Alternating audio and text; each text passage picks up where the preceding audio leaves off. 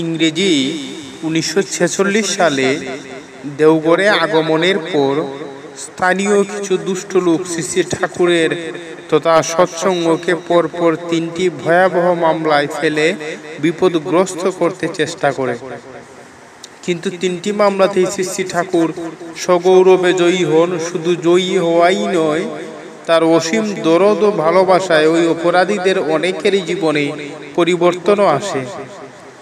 ওই দলের ছুটন নামে জৈন গ্রাম্য ব্যক্তি মামলা চলাকালে একদিন ঠাকুর বাংলার সামনের রাস্তা দিয়ে চিৎকার করে সৎসঙ্গ, আনন্দবাজার ও সৎসঙ্গের কর্মীদের নামে অশ্রাব্য গালাগাল করতে করতে যাচ্ছিল।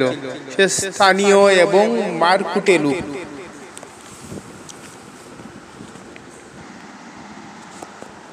সেই জন্য অনেকে শুনেও কোনো প্রতিবাদ করল না। লোকটা চিৎকার করতে করতে চলে গেল।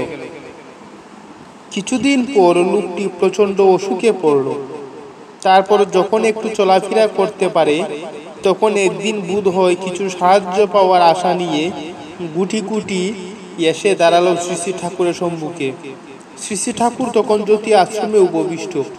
উপস্থিত সকলে ওই লোকটির দিকে একবার বিদ্বেষ ভরা চোখে তাকিয়ে দেখল, কিন্তু শ্রী ঠাকুর তাকে দেখেই মিষ্টি হেসে তার কুশল জানতে চাইলেন। লোকটি জানালো তার অসুস্থতার কথা। শ্রী ঠাকুর সঙ্গে সঙ্গে উপযুক্ত ডাক্তার ও ওষুধের ব্যবস্থা করে তো দিলেনই, উপরন্তু দিলেন পথ্যের জন্য কিছু অর্থ।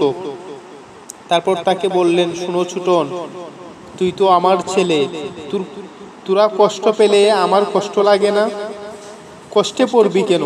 দরকার হলে আমাকে জানাবি। লোকটার কি যেন হয়ে গেল। সে যা করেছে তার জন্য ছিল অপরাধবোধ, বিনিময়ে এমন ব্যবহার সে আশাই করেনি। একটু দাঁড়িয়ে সে কৃতজ্ঞ চিত্তে প্রণাম করে চলে গেল। অবশ্য এই লোকটির অসুখ বেশ জটিল, দুরারোগ্য হয়ে উঠেছিল। ভালো আর সে হতে পারেনি এবং কিছুকালের মধ্যেই সে মারা যায়।